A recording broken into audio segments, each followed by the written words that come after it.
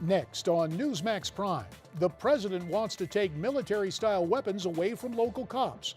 While in Waco, Texas, there are fears of biker gangs targeting police in the wake of a weekend shootout. We'll talk about the timing of all this with Bernie Kerik and Tom Ruskin. Then in Iraq, ISIS overruns Ramadi. What are the implications? Plus, former Senator Elizabeth Dole and college football Hall of Fame coach Lou Holtz. Newsmax Prime starts right now.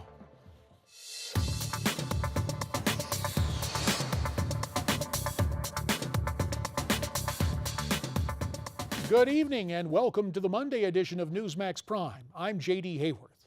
Of prime interest tonight, President Obama now says he is banning some military-style equipment while putting tighter controls on other weapons given to law enforcement by the federal government.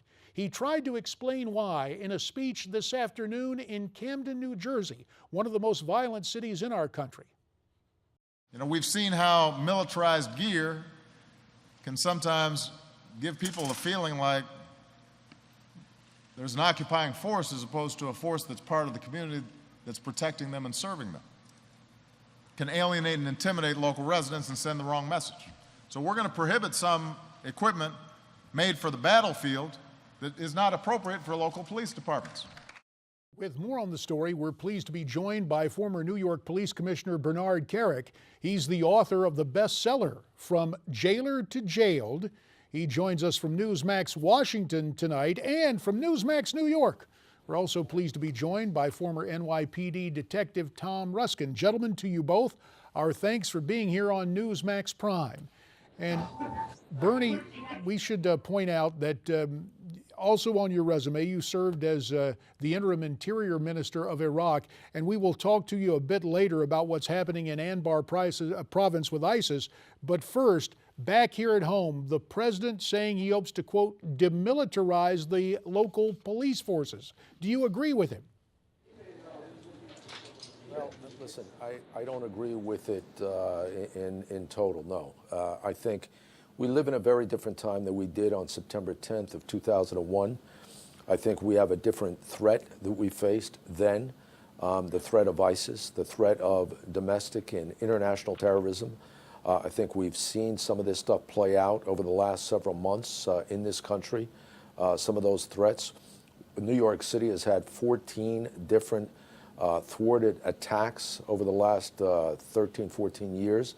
We've had more than 60 attempted attacks and assaults related to radical Islam in this country over the last 13, 14 years.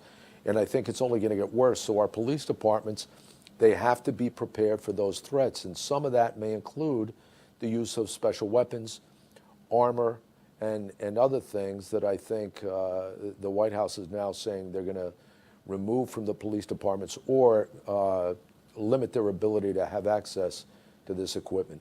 Well, we'll bring in Tom Ruskin for his comments in just a second. First, let's take a list at some of those things that are going to be taken away. According to our president, the federal government will no longer fund or provide armored vehicles that run on a tracked system instead of wheels, weaponized aircraft or vehicles, firearms or ammunition of .50 caliber or higher, grenade launchers, bayonets, or camouflage uniforms, and the federal government is exploring ways to recall what is now prohibited that has already been distributed. Tom Ruskin, your take on this? I absolutely agree with Commissioner Kerik relative to what he said. And to go further, I believe these specialized equipment is needed by police departments, especially smaller departments. Someone like New York City, Los Angeles, Chicago, most of the time can afford this. If it's given to them by the federal government because it's surplus and it's either going to be sold or put in a junkyard, it's beneficial to a police department. Look at Ferguson and look at Baltimore in the last two major episodes of unrest in this country. Had the police and had law enforcement not had those vehicles, they wouldn't have had a way to protect themselves against things that were being hurled at them or when they were shot at. These are necessary resources for police departments to have. As Bernie Kerik and I both experienced on 9/11, this was a time of total chaos in the city of New York, and some of that equipment possibly could have come in to assistance for the New York City Police Department or another police department that's faced with that same type of tragedy. Now, we have a situation, and we take stock of what you gentlemen have said about 9/11, also about Baltimore and Ferguson, but just over the weekend in Waco, Texas, gunfire erupting Sunday among rival biker gangs, at least 9 people dead, hundreds arrested. There is a concern that these biker gangs might return to the area to target local police. The timing is not propitious on this, Bernie. I guess Waco needs everything it can have, does it not? Yeah, it does, and that goes for the rest of the departments around the country. But keep in mind, JD, there's a couple things about the president's message. You know, the armored vehicles that run on tracks. Okay, the armored vehicles that run on tracks are designed for desert operations. That's why they run on tracks. But the police departments around the country do have armored vehicles, protective vehicles that run on wheels, and I don't think that's a part of the president's message.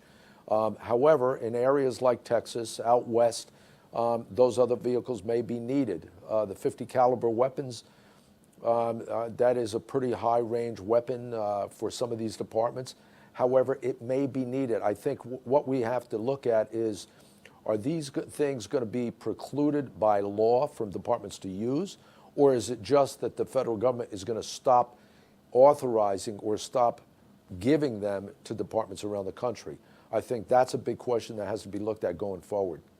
Tom Ruskin, obviously you mentioned 9/11, and you and Bernie both with the NYPD.